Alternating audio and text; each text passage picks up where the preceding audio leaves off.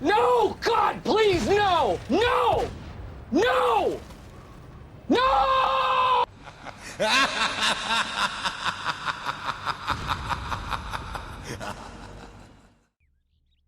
Hi guys and welcome back to the channel. Today I've got two replays in a tank that we always see, we always love, and is on this channel probably way too much, but actually no, it's not way too much, is it really? It's the Tier 8 Swedish medium tank, the Draugen Lance and Sea, the Heshtastic God.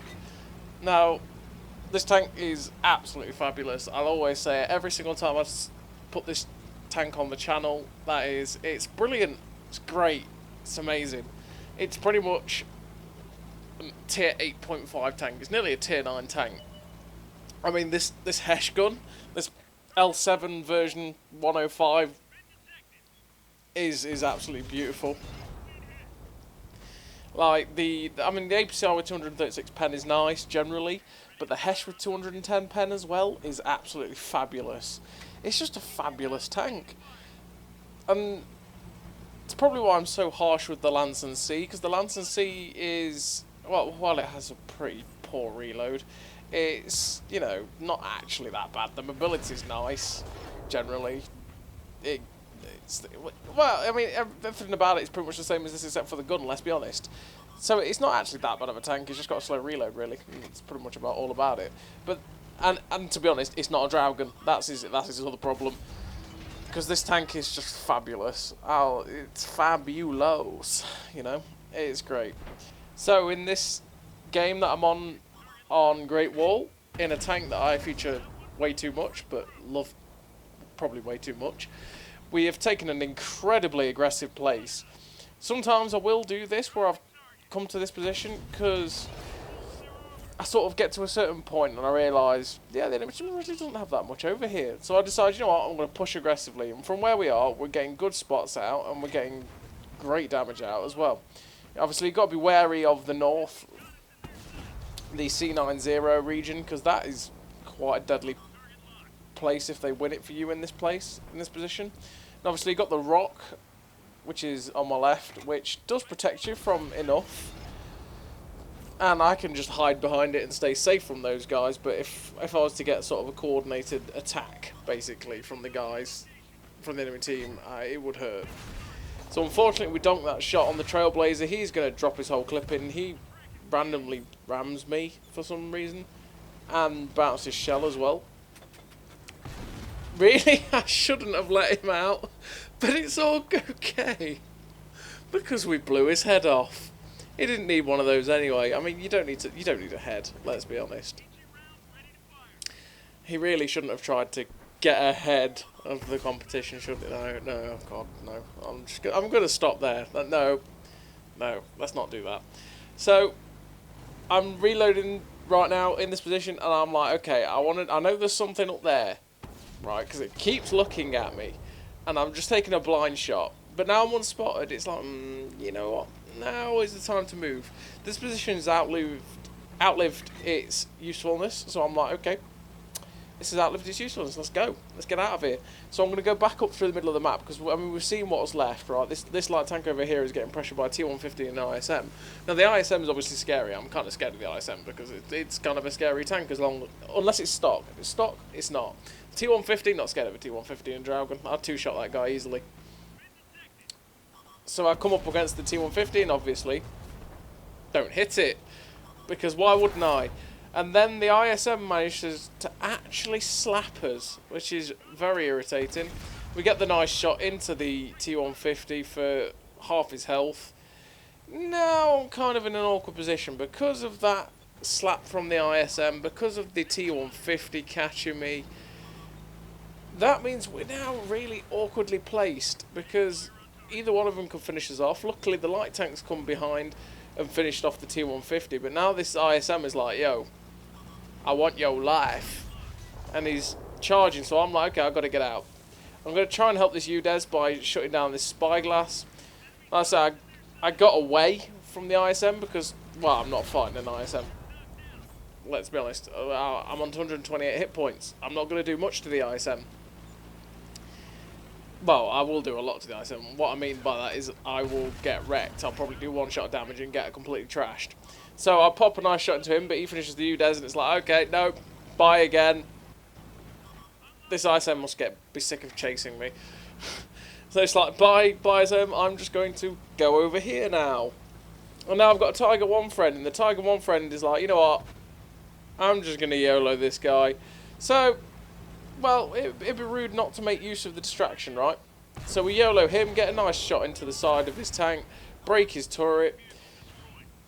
Unfortunately, he shuts down our Tiger friend, but we're loading Hesh, so it doesn't matter if we don't pen him. Well, we didn't need to pen him. The batch at 12T finished him off. And there's only a TD, medium, and a light left. And that's this SU-130PM. The medium and the light are on the other side of the what, A6, A7 area. And it's just this SU-130PM. And I'm going to be playing... You know, it's kind of a dangerous game, really, with this guy. Because, you know, we're basically going to be playing snapshot chances with a Russian tank. I mean, we all know how snapshot wars goes with Russian tanks, right? It doesn't tend to go very well. But he's decided, you know what? Nah, I'm not bothering with this. And he's run away over there. And 503. Oof. It's Hesh. Hesh is great. Hesh is brilliant, right? Like, just... It slaps so great. Unfortunately, that one misses. It's just the way it goes sometimes with this gun, especially when that wasn't fully aimed. It's kind of snapshotted. We're now just going to, again, run away from the SU-130PM. I'm just like, nah, we're not doing this. This game has been a tale of, like, running away from tanks that could really just kill us in one go. But in running away, we swiveled round because it's like, okay, he might think I'm coming around that way now, so I'm just going to go the other way. But unfortunately, don't get a shot into him. He gets shut down again by the batch at 12T who comes in to help. And there's only a light tank left in the game now. He was spotted up at A6, A5. And I'm kind of thinking, right, where would he have gone? It's possible he could have gone into our base. But I was actually thinking, you know what? Because he was up near our base, I'd have thought he would have appeared by now.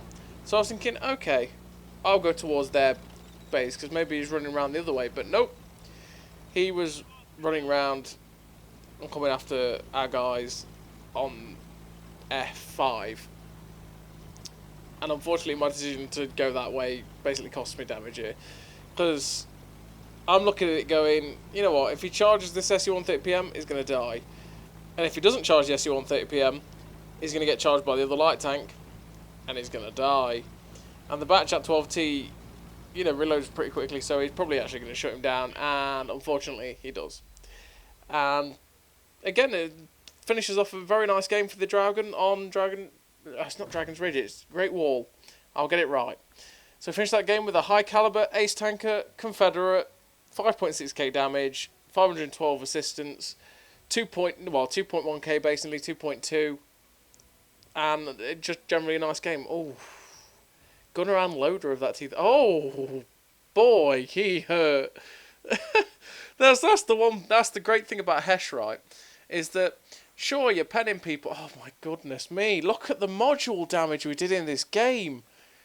Gordon Bennett. These people got hurt. Wow. Yeah, I mean, you know, that's the great thing about Hesh, right? The module damage. It's like penning anybody with big fat dirt guns. You just do crazy module damage to people. Now we're on a map that I really want to see again. Map rotation lately has been complete garbage. I know we all have been suffering from it.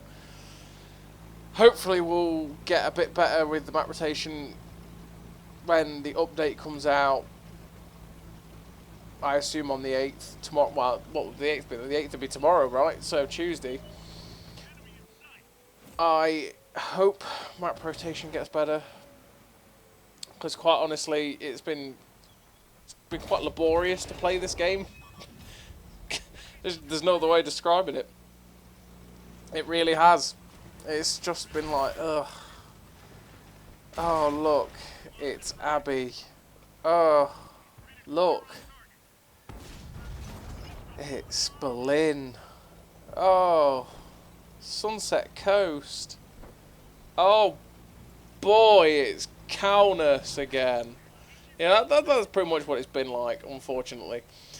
And I miss Westfield. I mean, obviously, these Draugen replays, I've had Draugen replays stored for quite a while. I've got quite a few. And I'm trying to stagger it out a little bit. So I think it's about 2 or 3 weeks since the last time I showed a Draugen replay. Because I don't want to just be like, Draugen, tank, Draugen, another tank, Draugen, another tank. So, I kind of want to spread it out a little bit. You don't want to get, you don't have too much of a good thing, right? And so we are seeing some good maps come back with these replays, some blasts from the past, right?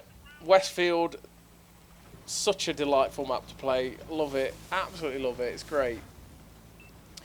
And it's great for the reason that we are playing right now, and that is this area that we're in the Draugen right now. We are going to be using these bushes around this area, like always, to great effect, to get good spots out on the guys on the K-line, get nice shots into them, stay unspotted if we can. We haven't managed to do that so far. I mean, we got one blind to someone as we shot at the King Tiger. We'll have to see later if that actually penned anyone. And we're just going to keep rotating. I mean, that's all you got to do. And I mean, really, in this position, is if you get spotted, don't sit still, don't back up. Just drive forward as fast as you can and down and left from this spawn. Just basically learning from dodgeball, right? You got dodge, dip, dive, and dodge. And I'll always say it, it's always the best thing to do. You just do it, like we're doing now. Just drive and drive as quick as you can and just weave. And hope for the best. And hopefully you'll get unspotted and you won't have taken much damage. And by the time you actually swivel back round like that, you should be unspotted, which is alright. So we're doing that again. We now know there's more deadly things over there, like the Ag Tiger, and we're just going to go to a bush somewhere to see if we can light them up. Now, I'm looking to see if I can get a shot at the Pantera, but I really can't. And it's like, okay, let's move up to the next bush. And unfortunately, we don't reach it. So, then we spot the Ag Tiger up, but it's trying to get progression up there, right? Because we know where the Pantera is, we know where the Ag Tiger is. So we want to light these guys up because we've got TDs and we're getting a little bit of assistance here and there. We've got people actually shooting at them, so we want to light them up. Now I'm moving up into a very, very aggressive position here, and it's like, oh God, there's a Jagd Panther 2 and something else over there. That could hurt. And unfortunately, that shell doesn't pen that guy. And then unfortunately again, there's a Scorpion G first time spotted. They really caught me out, if I'm totally on. I'll get so lucky I bounced something then as well. I should be dead right now. But it's like they're just catching me out by surprise, just random placement from people. It's like, wait, what? How have you only just been spotted? What is going on? Like, that Scorpion caught me out. The Jagd Panther 2 and the Trailblazer on the far side really caught me out. They would have killed me. And it's like, okay, I need to get myself into probably a slightly better position. So I've got myself into this position here, which kind of covers me, but I'm not confident in staying safe. So I'm like, you know what, actually, I'm going to just take K0. This King Tiger is a one-shot. If I was firing APCI, guaranteed. Firing Hesh. So it's not guaranteed because, Hesh and Heichi, and sometimes it's just like, lol, I won't pen that. And with risky plays again, look at all those guys. We're incredibly lucky to get away with what we've done. We shouldn't have been allowed to do what we just did. We should most definitely be dead. But, fortunately enough, we're not. So we're in another good position here because we can pull out, we can poke this little ridge, and we can get cheeky shots out, right? Like into the lower plate of that Jagd Tiger. But if we don't want to risk it, we can always go just up there on the right with all the bushes. And when we get unspotted, we might just do that, which is what we're going to do, and we're going to back up into it so we can get out of dodge very quickly. And we pop a blind shot in, and obviously because we're double bushing here, we're not going to be getting spotted, so we can just abuse this, which is another great thing about K0. Now, as it happens at the minute, the well, it's not really going very well. We get lucky the artillery doesn't shut us down there. Like I say, we're getting some hefty amounts of luck here, which is very nice. It's what you want, really. We have got shooters. We still have 2 artillery. They don't have any, right? Oh, flipping hell! Look at the snap! Ah, this is RNG-filled fantasticness. Good lord. Like, this game is incredibly lucky. We should be dead tenfold by now. That shot on the STA-2 to finish him off. Number 1, the fact that that even hit his cupola and penned is great. Number 2, we actually penned it for like 528 and we've got 480 average. Is mental. I don't know. I don't know what to do with this replay. I have no idea what's going off. I definitely took my RNG pills. I prayed to RNG Jesus. He didn't stick his middle finger up at me and went, you know what, bruv? I got you covered. And we're doing really well in this game. I mean, we're up to, what, nearly 5k combined. 2.4k damage, 2.4k assistance. I mean, obviously, that's one good thing about Westfield, is you will always end up with assistance. Because if you have people that shoot, well, I say you always will end up with assistance, right? You've got to have people that actually pay attention and shoot, right? But if you do, you will end up with a good amount of assistance. And you end up with good damage as well if you can use the flanking position as well. Now, we're getting unfortunate with this Leopard that we're not penning this guy. I mean, I talk about fortunate, really. Let's be honest, this game has been incredibly fortunate. But we've tracked him twice now, and we pop another shot on him, and a shocking thing occurs, and we damage a Leopard's ammo rack. But he is charging, and it's like, you know what, I'm not about that life. So we're going to move over here. We're going to pop a shot into him. Look, that one goes straight, and I was going to say, luckily, that wasn't really luck. And he's like, you know, I'm just going to charge. Yeah, so he finishes us off. And unfortunately, that's all she wrote for us. But, you know, full chat 60 kilometers an hour, Leopard PTA gets shut down by artillery. Because fair and balanced. So, anyway, we finished that game. Did we pen any blind shots? We did. We penned 2 blind shots. So we ended up with 4.6k damage, 2.6k assistance, ace tanker, high caliber, 2k base, 15 shots fired, 12 hits, 12 pens.